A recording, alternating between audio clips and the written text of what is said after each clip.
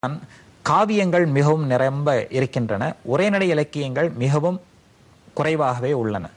இது தவிர சிற்றிலக்கியங்கள் என்று கூறும் பொழுது கண்ட காவியங்கள் என்று கூறுவோம், ஆங்கிலத்தில் லிரிக்ஸ் என்று கூறுவோம். இப்படிப்பட்ட இலக்கியங்கள் மிகவும் நிரம்ப இருக்கின்றன. எடுத்துக்காட்டாக மறுபடியும் காளிதாசனையே கூற வேண்டும் என்றால், காளிதாசருடைய மேகதூதம் என்பது மிகவும் சிறந்த ஒரு சிற்றிலக்கியம். அதே போன்று ஹம்ச சந்தேசம், பவன சந்தேசம், மயூர சந்தேசம் என்று பல தூது காவியங்கள், தூது விடுதலை பற்றி கூறக்கூடிய இலக்கியங்கள் நிரம்பும் இருக்கின்றன. இதே போன்று நீதி நூல்கள், எடுத்துக்காட்டாக நீதி சதகம், மக்களுக்கு என்ன செய்தியை சொல்ல வேண்டும், இப்படிப்பட்டவா, அதாவது நீதிகளை, எத்திக்ஸ் என்று கூறுவோம், இவைகளை கூறக்கூடிய இலக்கியங்கள் நிரம்பவும் உண்டு.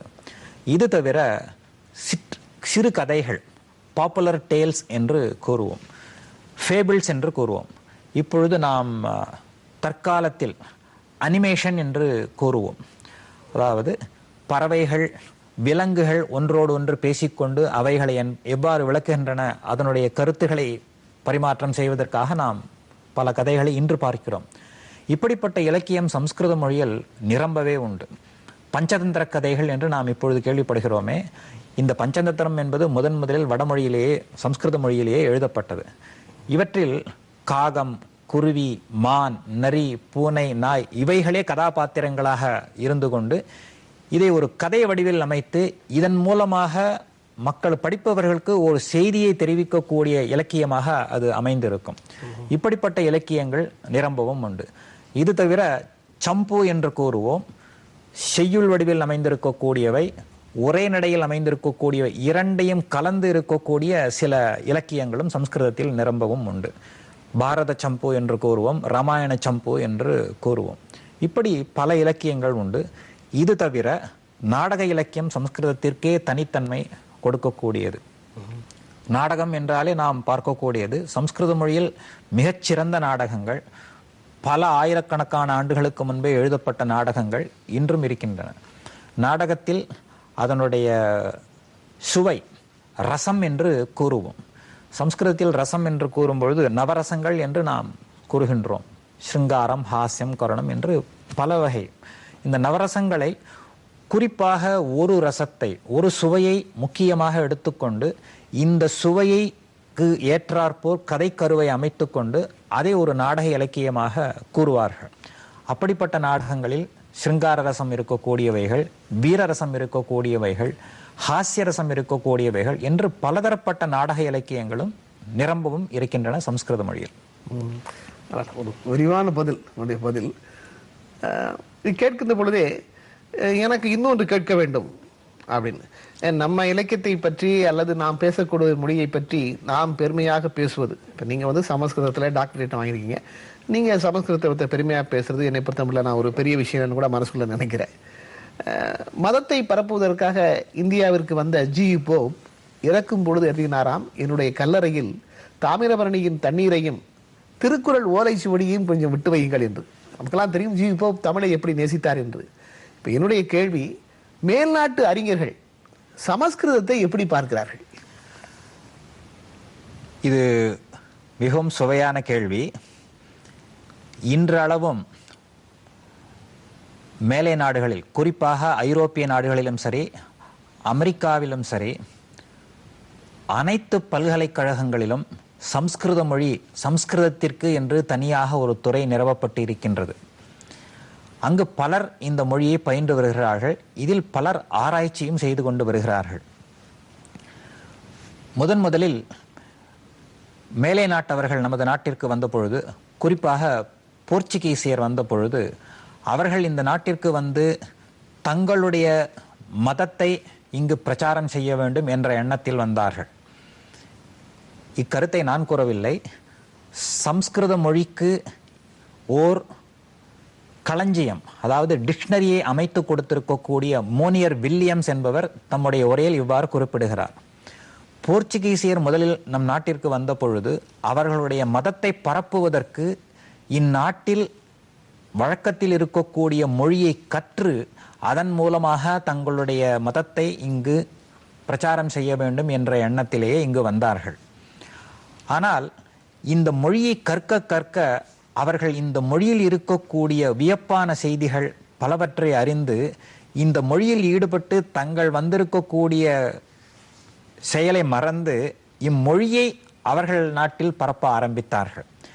இப்படி இங்கிருந்து எடுத்து செல்லப்பட்ட மொழிகள் அவர்கள் எடுத்து போகும்பொழுது மொழியை மட்டும் எடுத்து செல்லவில்லை, இம்மொழியை சார்ந்திருக்கக்கூடிய பல ஓலைகள், பல அக்காலத்தில் இந்நூல்கள் ஓலைச்சுவடிகளிலேயே எழுதப்பட்டிருக்கின்றன. பல ஓலைச்சுவடிகளில் அவர்கள் எடுத்து சென்றார்கள். இன்றும் லண்டனில் ஏசியாட்டிக் சொசைட்டி என்பது ஒரு அமைப்பு நிறுவனம் உண்டு. அந்த நிறுவனத்தில் பல ஓலைச்சுவடிகள் இன்று இருக்கின்றன. அதே போன்று ஜெர்மன் தேசத்தில், அதே போன்று பிரெஞ்சு நாட்டிலும் இன்று பல ஓலைச்சுவடிகள் இருக்கின்றன. ஜெர்மனியை பற்றி குறிப்பிடும் பொழுது அங்கு ஃப்ரெடரிக் மேக்ஸ்முல்லர் என்பவர் மேல்நாட்டு அறிஞர், அவர் சம்ஸ்கிருத மொழியை மிகவும் விரும்பி பயின்று பல நூல்களை ஆங்கிலத்திலும் ஜெர்மன் மொழியிலும் மொழிபெயர்த்திருக்கிறார். அதே போன்று Monier Williams, Berriedale Keith, Arthur Anthony Macdonell பலர் சம்ஸ்கிருத மொழிக்காக தங்களுடைய வாழ்வையே அர்ப்பித்து கொண்டவர்கள். இதற்காக பாடுபட்டிருக்கின்றார்கள். அவர்களால் இன்று பயிலப்பட்ட மொழி இன்று அங்கு மிகவும் எழுச்சியை அடைந்து மிக வேகமாக வளர்ந்து பலரையும் வியப்பில் ஆழ்த்தி அங்கு இதை பயின்று வருகின்றார்கள் என்பது மிகவும் மகிழ்ச்சிகரமான ஒரு செய்தி. உண்மையிலே சந்தோஷமா இருக்கு நீங்க சொல்வதை கேட்கின்ற பொழுது. மேல நாட்டிலே பல அறிஞர்கள் இந்த மொழியை கற்றிருக்கிறார்கள், இந்த மொழிக்காக பல்வேறு பயன்கள் அவர்கள் மூலம் ஏற்பட்டிருக்கின்றன அப்படின்னு ஒரு பட்டியல் போட்டீங்க. இப்பொழுது மேலை நாட்டில் இந்த மொழி சமஸ்கிருதம் பெரும்பாலானவரால் கற்பிக்கப்படுகிறதா? அதை பல்கலைக்கழகங்கள், பல்வேறு நாடுகளுடைய அரசாங்கங்கள் எப்படி அதை கையில் எடுத்திருக்கின்றன? உண்மை. எயின்ஸ்டீன் என்பவர் தம்முடைய ஒரு கட்டுரையில் இவ்வாறு குறிப்பிட்டுள்ளார்: நான் எனது விஞ்ஞான கண்டுபிடிப்புகளில் பகவத்கீதை என்னும் நூலால் மிகவும் ஆகர்ஷிக்கப்பட்டிருக்கிறேன். அது என்னை மிகவும் கவர்ந்தெழுத்தது. I have been very much influenced by the sayings of the Gita in my findings என்று அவர் குறிப்பிட்டிருக்கிறார். இன்றும் ஆக்ஸ்போர்ட் பல்கலைக்கழகம் சரி, கேம்பிரிட்ஜ் அல்லது ஹார்வர்ட், பல பல்கலைக்கழகங்களில் பல துறைகளில் பல அறிஞர்கள் இன்றளவும் குறிப்பாக இலக்கியத்தில் மட்டுமன்றி தத்துவங்களில், விஞ்ஞான நூல்களில் பலரும் இதை விரும்பி பயின்று வருகிறார்கள். அங்கு மட்டுமன்றி நம் நாட்டிலும், நமது நாட்டில் இருக்கக்கூடிய சில பல்கலைக்கழகங்களிலும் பலர் மேலை நாட்டு அறிஞர்கள், பல மாணவர்கள் இன்றும் இங்கு பயின்று வருகிறார்கள். தங்களுடைய ஆராய்ச்சிக்காக இங்கு வருகின்றார்கள். இங்கிருந்து செல்பவர்களும் உண்டு. பலர், குறிப்பாக ஜார்ஜ் கார்டோனா என்று பென்சில்வேனியா யூனிவர்சிட்டி ஃப்ரம் யுஎஸ், இன்று அவர் சம்ஸ்கிருத இலக்கியத்தில் தன்னிகரற்றவராக விளங்குகிறார். அவர் தற்பொழுது இங்கு 2 மாத காலம் நமது நாட்டில் தங்கி நம் மாணவர்களுக்கு சம்ஸ்கிருத இலக்கணத்தை போதிப்பதற்காக இங்கு வந்திருக்கிறார்.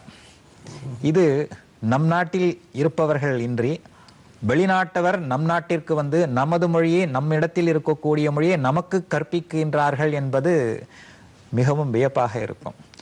அந்த அளவிற்கு அவர்கள் இம்மொழியில் சிறந்த பாண்டித்யத்தை பெற்றிருக்கின்றார்கள். பல அறிஞர்கள் இன்றும் உள்ளனர், பலர் இன்றும் அதை கற்பித்து வருகின்றனர். இப்போ நீங்க சொன்னீங்க மேலை நாட்டுக்காரர்கள் எப்படி, மேலை நாட்டினர் இந்த மொழியை எப்படி கையாளுகிறார்கள் என்று சொன்னீங்க. தென்னகத்திலேயே சமஸ்கிருதத்தை மிக அற்புதமாக கற்பிக்கக்கூடியவர்கள், மிக அற்புதமாக அந்த காவியத்திலே, அந்த மொழியிலே பல்வேறு சாதனைகளை நிகழ்த்துகிறவர்கள் இவர்கள் என்று தென்னக அறிஞர்களை உங்களால் பட்டியலிட முடியுமா? பலர் உண்டு. தென்னக அறிஞர்கள் என்று சொன்னால் ஒரு காலகட்டத்தில் எடுத்து சொல்ல முடியாது. இது பல ஆயிரக்கணக்கான ஆண்டுகள். நமது தென்னகம் என்று கூறினாலே சம்ஸ்கிருத மொழிக்காக தென்னகத்திலிருந்து பாடுபட்டவர்கள் பலர் உண்டு. எனது ஆசிரியர் அடிக்கடி கூறுவார், எனது மூத்த நண்பரும் பேராசிரியர் மணவாளன் என்பவர் அடிக்கடி ஒன்று கூறுவார். சம்ஸ்கிருதத்திற்காக தமிழர்கள் செய்திருக்கக்கூடிய தொண்டு என்பது மிக அதிகம். ஆனால் தமிழர்களுடைய ஒரு பண்பு என்ன என்றால், தாங்கள் செய்து கொண்டதை வெளியில் பறைசாற்றிக் கொள்ள மாட்டார்கள். அதற்காக இந்த மொழிக்காக இதற்காக செய்யப்பட்ட எழுதப்பட்ட இலக்கியங்கள் தமிழகத்திலிருந்து பலர் உண்டு. தென்னகத்திலிருந்து என்று கூறும் பொழுது, இன்று தத்துவத்திற்கு பெயர் போயிருக்கின்ற மேதைகள் அனைவருமே தென்னகத்திலிருந்து தோன்றியவர்கள் என்பது குறிப்பிடத்தக்கது. சங்கரர், ராமானுஜர், மத்வர் ஆகிய 3 பெரியோர்களும் தென்னகத்திலிருந்தே தோன்றியவர்கள்தான். இவர்களால் எழுதப்பட்ட உரைகளும் சரி, இலக்கியங்களும் சரி, இன்றும் சிறந்த சாதனை என்று கூற முடியும். இதை போன்று உலகில் எந்த மொழியிலும் எந்த நாட்டிலும் எழுதப்படவில்லை. உண்மை, ரொம்ப அருமையா சொன்னீங்க. அது பஜகோவிந்தத்தை சங்கரருடைய கண்ணதாசன் கூட மொழிபெயர்த்திருக்கிறார். காமநிலை, ஆசை நிலை, பாசநிலை அத்தனையும் கற்பனையில் தோன்றும் மலையே என்ற அந்த பாடல் எல்லாம் நினைவிற்கு வருகிறது. நான் கேட்கக்கூடிய ஒரு முக்கியமான கேள்வி, ஒவ்வொரு மொழியை ஒவ்வொன்றாக வகைப்படுத்துகிறார். ஒருவர் எழுதுகிறார், ஆங்கிலத்தை வணிக மொழி என்று சொல்லலாம், உருதுவை காதல் மொழி என்று சொல்லலாம், தமிழை பக்தி மொழி என்று சொல்லலாம் என்று ஒரு பெரிய பட்டியல் கொடுக்கிறார்கள். ஒரு சமஸ்கிருத பேராசிரியர் என்கிற முறையில் சமஸ்கிருதத்தை நீங்கள் எந்த இடத்திலே, எந்த பட்டியலில் எப்படி வைக்கிறீர்கள்? இம்மூன்றுமே சம்ஸ்கிருதத்திற்கு பொருந்தும். இந்த 3மே சம்ஸ்கிருதத்திற்கு பொருந்தும். பக்தி மொழி என்றும் கூறலாம், காதல் மொழி என்றும் கூறலாம். இது தவிர இன்றளவும், அதாவது விஞ்ஞானிகள் கணினியை பொறுத்தவரையில், கம்ப்யூட்டரை பொறுத்தவரையில், கம்ப்யூட்டர் லாங்குவேஜ் என்பதற்கு கணினிக்கு மிகவும் ஏற்ற மொழியாக சம்ஸ்கிருத மொழியே கருதப்படுகின்றது. இது தொடர்பாக பல ஆராய்ச்சிகள் IIT Kanpur, IIT Kharagpur, IIT Chennai போல பல இடங்களில் இன்றளவும் ஆராய்ச்சி நடைபெற்று வருகின்றது. இதற்கு காரணம் நேச்சுரல் லாங்குவேஜ் என்று கூறுவோம். மொழி வல்லுநர்கள் கூறுவது என்பது, நேச்சுரல் லாங்குவேஜ் என்பது எதற்கு பொருத்தமுடையதாக இருக்கும் என்றால், இந்த கம்ப்யூட்டர் கணினிக்கு இந்த நேச்சுரல் லாங்குவேஜ் ப்ராசஸிங் என்பது மிகவும் எளிதாக இருக்கும். அதை ஒரு கருத்தை சொல்ல விருப்பப்படும் பொழுது சிறந்த சொற்களால் மிகவும் சுருக்கமாக எப்படி கூற முடியும் என்பதற்கு சம்ஸ்கிருத மொழி மட்டுமே எளிதாக அமையும். இதை கருத்தில் கொண்டுதான் பலரும் இதை மிகவும் விஞ்ஞானத்திற்கு ஏற்ற மொழியாக அமைந்திருப்பதாக கூறுவோம். பல கருத்தாழங்கள் இன்றும் சூத்திரங்கள் என்று கூறுவோம். எடுத்துக்காட்டாக யோக சூத்திரம் என்று சொல்லுவோம். சொற்களை பார்த்தால் மிகவும் சிறியதாக இருக்கும், ஆனால் அதில் கூறப்பட்டுள்ள கருத்தாழம் மிகவும் ஆழமாக இருக்கும். அதற்காக இந்த மொழியிலேயே இந்த சூத்திரத்தில் சொல்லக்கூடிய சொற்களை அமைத்திருப்பது என்பது சம்ஸ்கிருத மொழியில் மிகவும் எளிதாக இருக்கும். ஆக பல கருத்துக்கள் நீங்கள் கூறியது போல் பக்தியும் சரி, காதலும் சரி, உச்சரிப்பிற்கும் சரி, இது தமிழில் ஒரு பழமொழியை கூறுவோம், சித்திரம் கைப்பழக்கம், செந்தமிழ் நாப்பழக்கம் என்று கூறுவோம். இந்த பழமொழி சம்ஸ்கிருதத்திற்கும் பொருந்தும். இது பழக பழக மிகவும் எளிதாக இருக்கும், கூறுவதற்கும் உச்சரிப்பிற்கும் மிகவும் எளிதாக இருக்கும். ஆகவே 3மே சம்ஸ்கிருத மொழிக்கு சிறப்பாக பொருந்தும் என்பது என்னுடைய கருத்து. ஒருவே சொன்னீங்க. இப்போ இந்த சமஸ்கிருதத்தை நீங்கள் சின்ன வயதிலிருந்தே கற்றுக்கொண்டு வருகிறீர்கள். இப்போ கல்லூரியிலே நிறைய பேருக்கு பாடம் எடுத்துக் கொண்டிருக்கிறீர்கள். இளைய தலைமுறை எந்த மொழியையும் இளைய தலைமுறை நேசிக்கின்ற பொழுது அது ஒரு தனி இடத்தை அடையும். உங்கள் வீட்டிலே, வெளியே கூட போண்டா, உங்க வீட்டில் இருக்கிற உங்களுடைய குழந்தைகள் இந்த மொழியை எப்படி பார்க்கிறார்கள்? அவர்களுக்கு சமஸ்கிருத மொழியும் கற்கிறார்கள். ஆனாலும் என்னுடைய குடும்பம் என்று எடுத்துக்கொண்டால், எங்கள் குடும்பத்தை பொறுத்தவரையில் 2 மொழிகளுமே எங்களுக்கு மிகவும் விருப்பமான மொழி.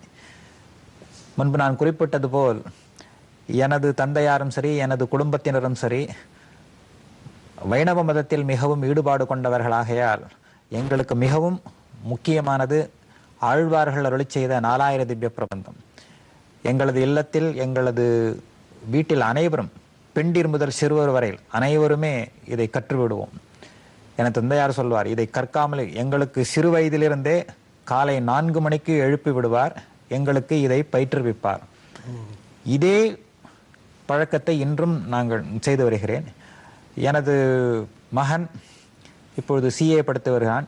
இருப்பினும் அவன் பள்ளியில் படிக்கும் பொழுதே தமிழ் மொழிதான் நான் எடுத்துக்கொள்ள சொல்லியிருந்தேன். தமிழ் மொழி படிக்காமல் இருக்கக்கூடாது, தாய்மொழியை படிக்காமல் இருக்கக்கூடாது. அவர்களுக்கும் ஈடுபாடு உண்டு. அவர்களும் இதை 4000 திவ்ய பிரபந்தத்தை முழுவதுமாக கற்று மனப்பாடம் செய்திருக்கிறார்கள். இது தவிர சம்ஸ்கிருத மொழியும் அவர்கள் அறிந்திருக்கிறார்கள். ஆகவே இரண்டும் இரு கண்கள் போன்றுதான் நாங்கள் கருதுவோம். ரொம்ப ரொம்ப அருமை. கைதட்டதும் போல தோன்றுகிறது நீங்க சொல்ல பொழுது. ரொம்ப அருமையாக இருந்தது நீங்கள் சொன்ன செய்திகள். கடவுள் மொழி என்பதிலிருந்து தொடங்கி அது இன்று கணினி மொழியாகுவதற்கும் தகுதியான மொழி என்று சொன்ன கருத்துக்கள், சமஸ்கிருதத்தை நீங்கள் அப்படி ஒரு படப்பிடிப்பையே எங்கள் உள்ளத்திலே நிறுத்தினீர்கள். உண்மையிலேயே ரொம்ப நன்றி. நன்றி, வணக்கம்.